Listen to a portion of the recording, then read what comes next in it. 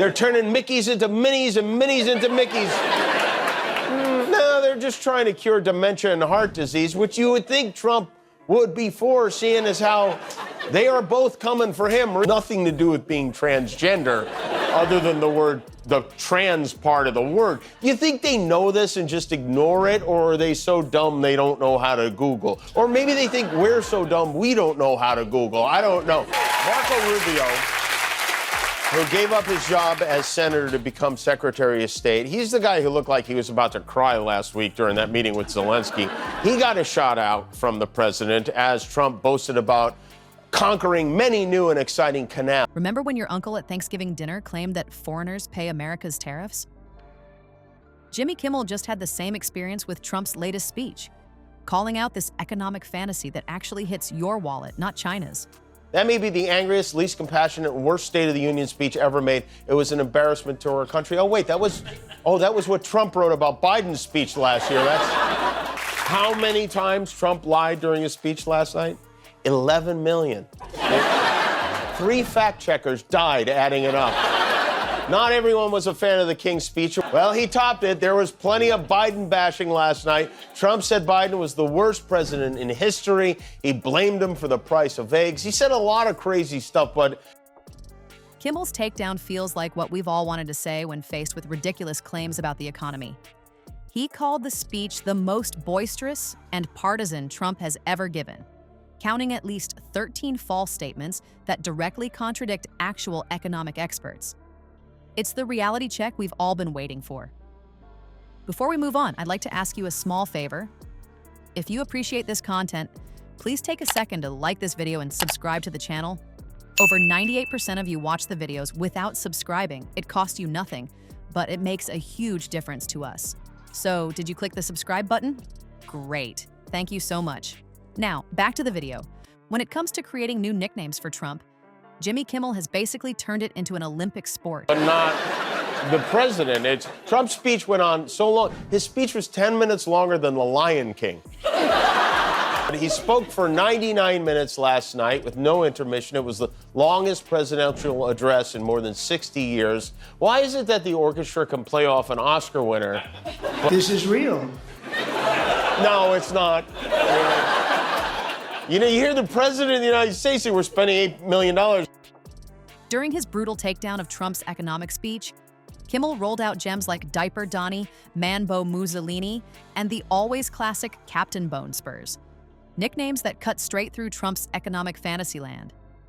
The audience wasn't just laughing, they were howling like wolves on laughing gas. Kimmel didn't waste any time going after Trump's ridiculous claim that his massive tariff plan would make America rich again with just a little disturbance. A little disturbance? As Kimmel put it, that's like saying dropping a nuclear bomb would cause a little static on your radio. Announced they are buying both ports around the Panama Canal. We gave it to Panama and we're taking it back. Further enhance our national security, my administration will be reclaiming the Panama Canal, and we've already started doing it. Just today, a large American company, and we have Marco Rubio in charge. Good luck, Marco. Now, we know who to blame if anything goes wrong. Yeah, he'll be the first to go. He's the first one fired. He's done. The audience erupted as Kimmel's trademark sarcasm sliced through Trump's economic fairy tale faster than Trump goes through Diet Cokes. But the comedy turned serious when Kimmel highlighted how Trump's speech contained at least 13 false claims, according to fact checkers. 13! That's like lying in baker's dozen form. The most dangerous whopper? Trump's bizarre fantasy that foreigners pay America's tariffs. Kimmel practically did a spit take before explaining the reality. That's not how tariffs work, you orange goofball. Americans pay those tariffs. Not China, not Mexico, not the boogeyman under your bed. Americans. CNN's fact-checker Daniel Dale became Kimmel's surprise sidekick for the evening, as the comedian used Dale's meticulous fact-checking to expose Trump's tariff lies. Trump wants you to believe China is writing checks to the U.S. Treasury, Kimmel joked, when in reality it's your wallet getting lighter, not China's. It's like he thinks Beijing has a giant piggy bank labeled Money for American Tariffs that Xi Jinping smashes open whenever Trump gets grumpy. The comedy got even spicier when Kimmel tackled Trump's wild inflation claims. Trump said inflation is crushing America under Biden, but conveniently forgot that inflation has actually dropped for 12 straight months, Kimmel pointed out. Trump's relationship with numbers is like his relationship with the truth, completely imaginary. The audience roared as Kimmel compared Trump's made-up statistics with actual economic data, making the former president look like he was doing math with a magic 8-ball. Kimmel saved some of his sharpest zingers for Trump's bizarre claim about the green news scam. With perfect comedic timing, Kimmel explained, Trump promised to terminate the Green New Deal on day one, which is impressive since it never actually passed in the first place. That's like me promising to divorce Jennifer Aniston. I'd need to marry her first, and let me tell you, I've been trying.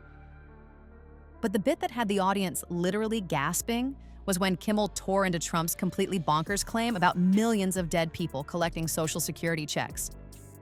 Trump said there are 300-year-olds still getting benefits, Kimmel exclaimed. I guess in Trump's America, vampires are eligible for government assistance. Count Dracula is cashing checks while the rest of us work for a living. What made Kimmel's comedy so effective wasn't just the laughs. It was how he revealed the stakes behind Trump's economic fantasies. As the jokes landed, the audience slowly realized this wasn't just about fact versus fiction, but about real economic consequences. When Trump talks about tariffs like they're magical money printers, he's not just being stupid. He's selling a lie that could cost you thousands of dollars.